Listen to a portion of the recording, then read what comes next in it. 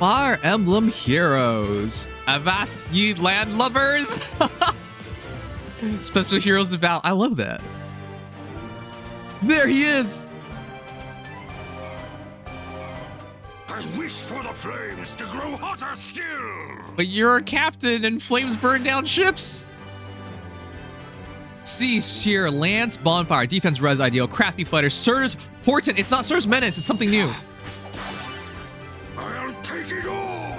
Oh my god, Serder! Welcome to... I'm so excited for him.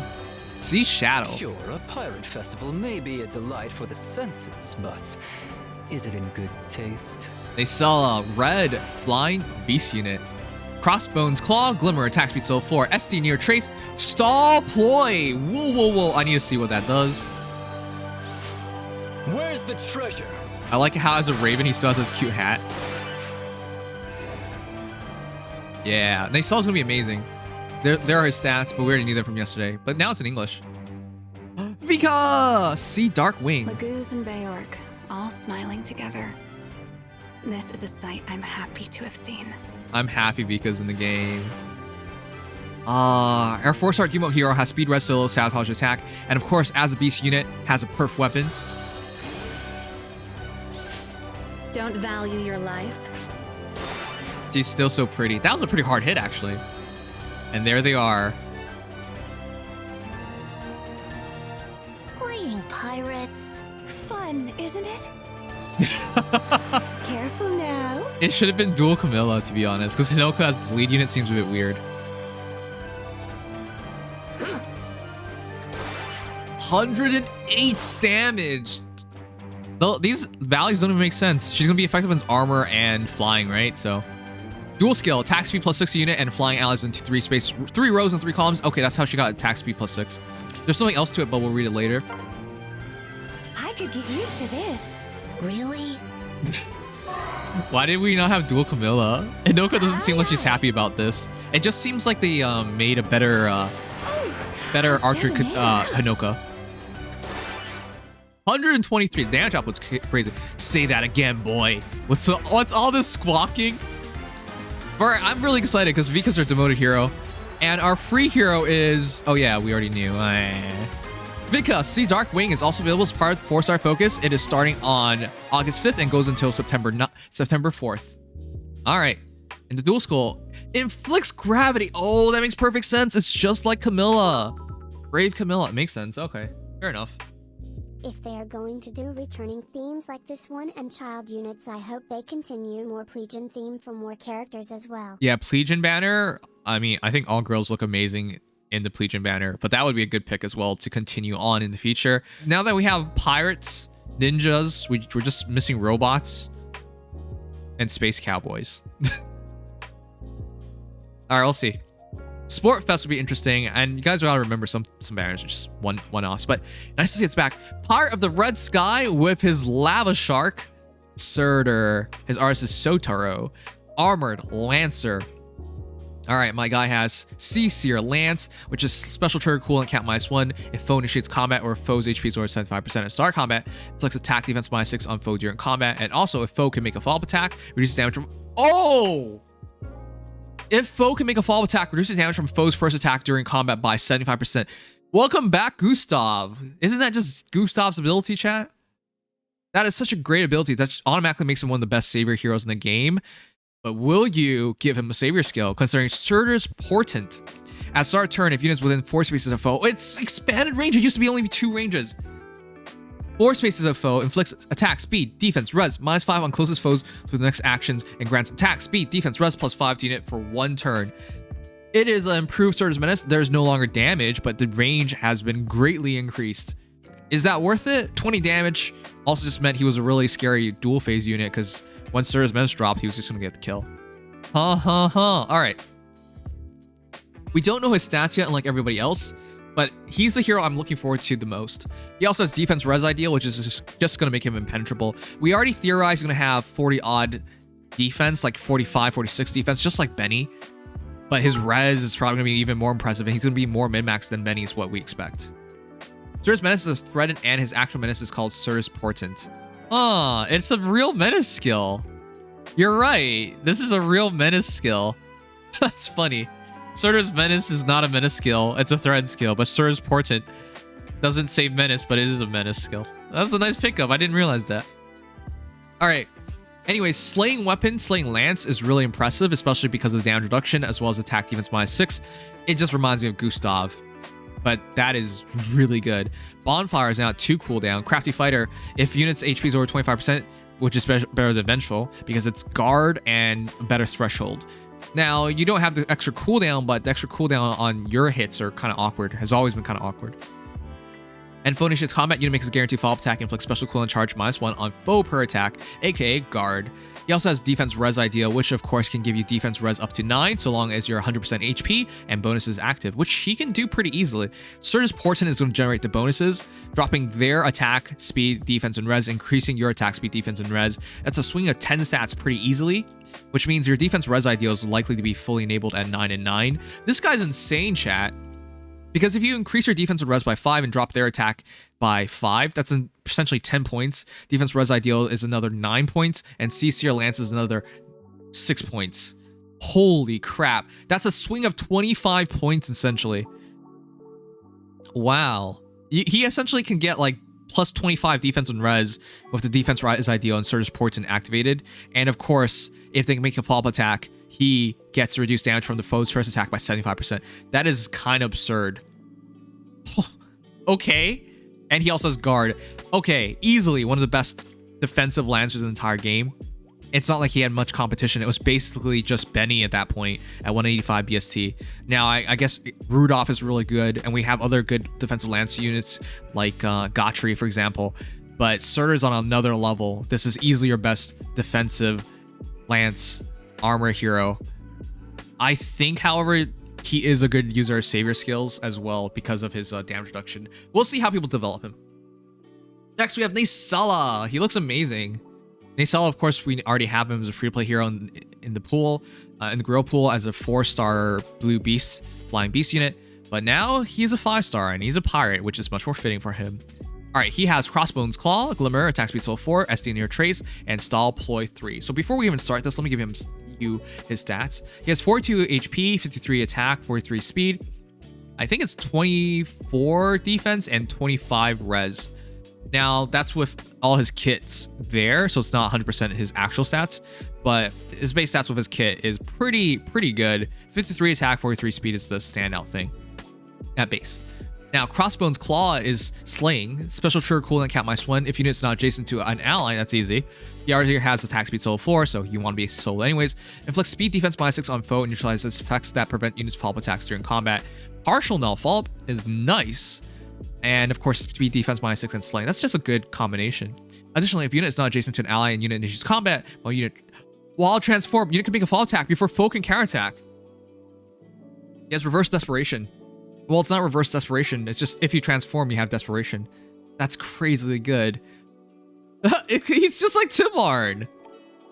Tibarn with Dive Bomb can attack twice before getting counterattacked.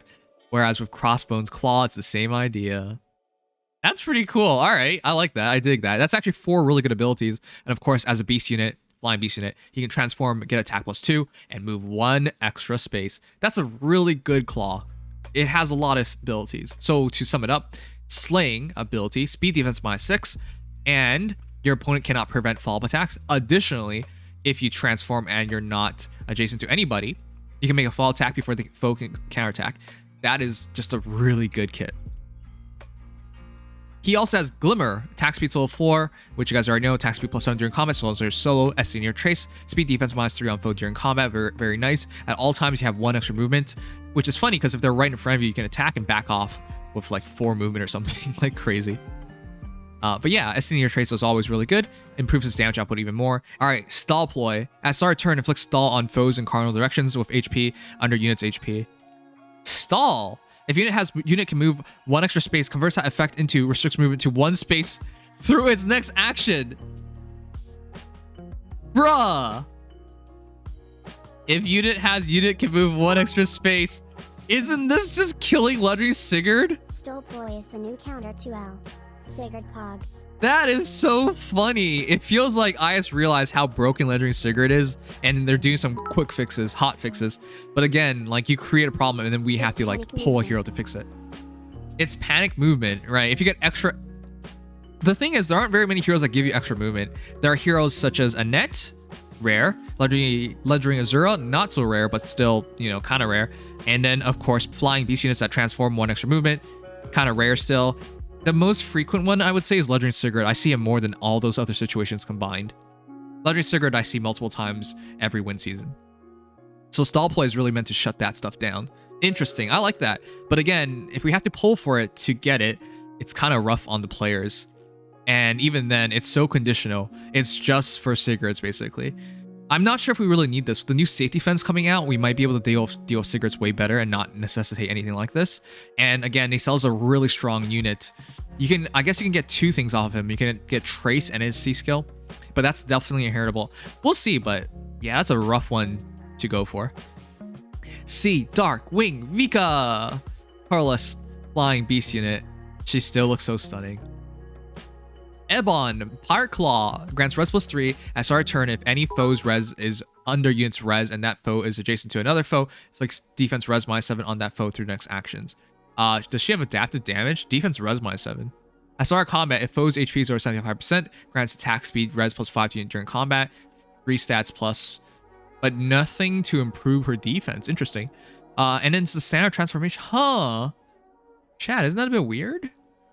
If any foe's res is under unit's res, that foe is not as adjacent to another foe. Inflicts defense res -7 on that foe through the next actions. I see. She's a support hero.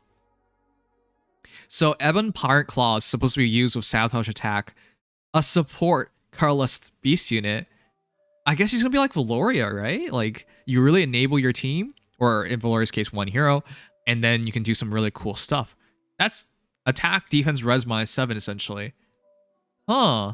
She's a sabotage bot. That feels weird. It does explain why she has so much inherent res, which, by the way, Vika's base stats are 41 HP, 48 attack, 40 speed, 17 defense, and 43 res. This is with her base kit on her. So she has 40 res at base.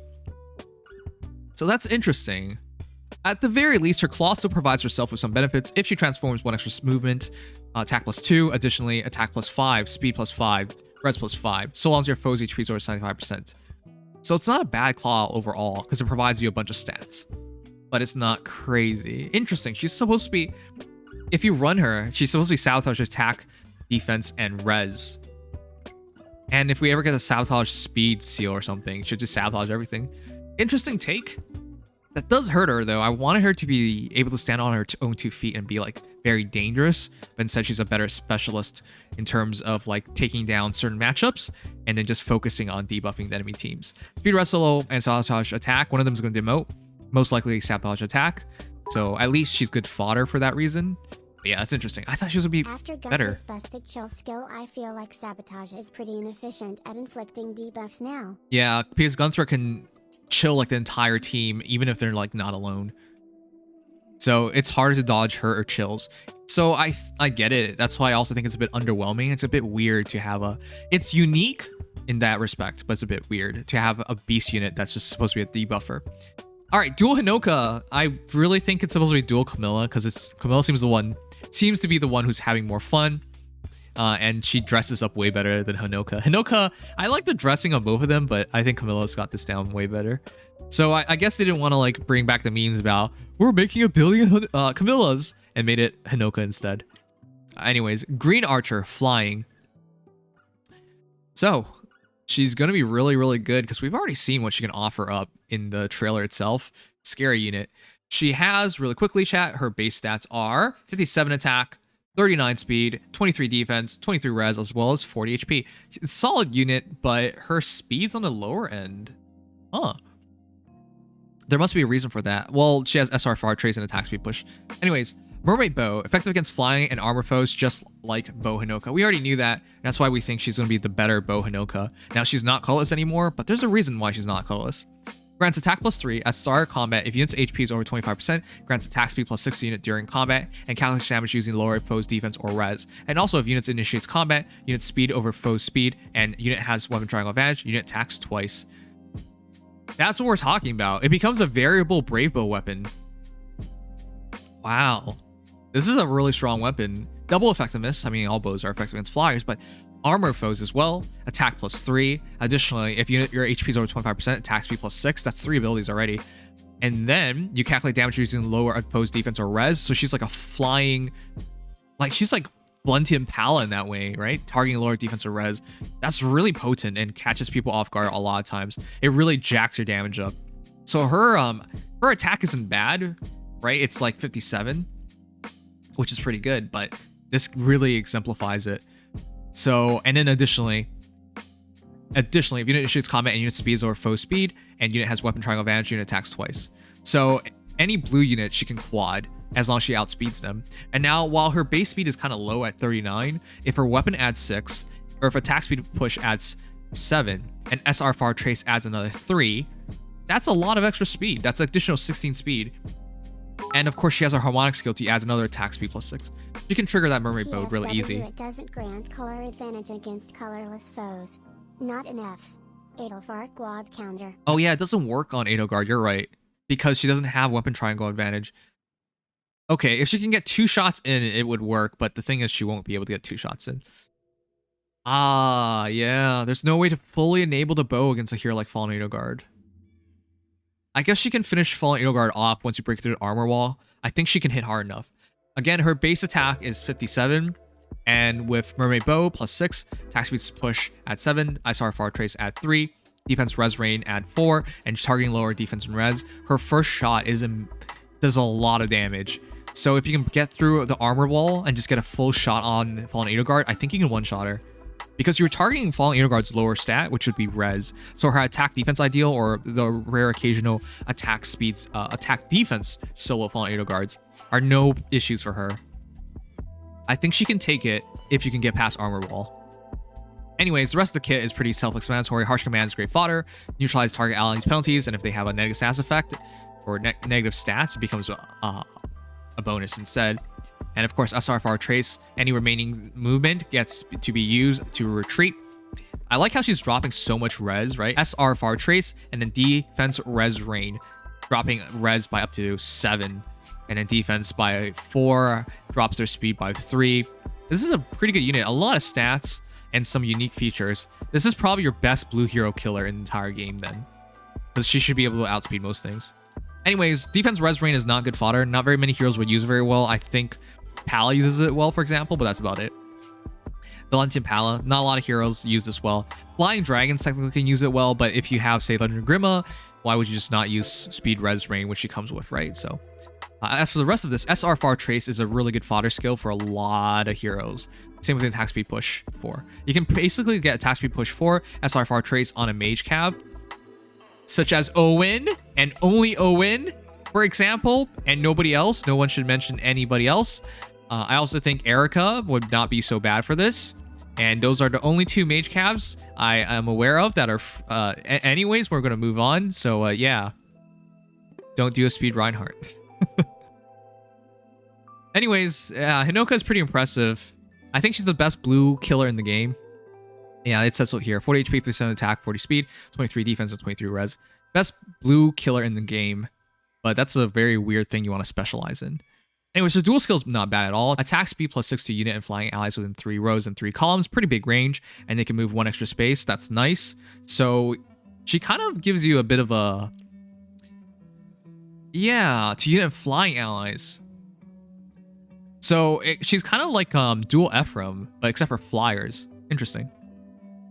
Anyways, flyers can now move 1 extra range, which is nice, and inflicts gravity on bow, dagger, tome, and staff foes within 3 rows and 3 columns center on unit if they are also infantry, armored, or cav foes.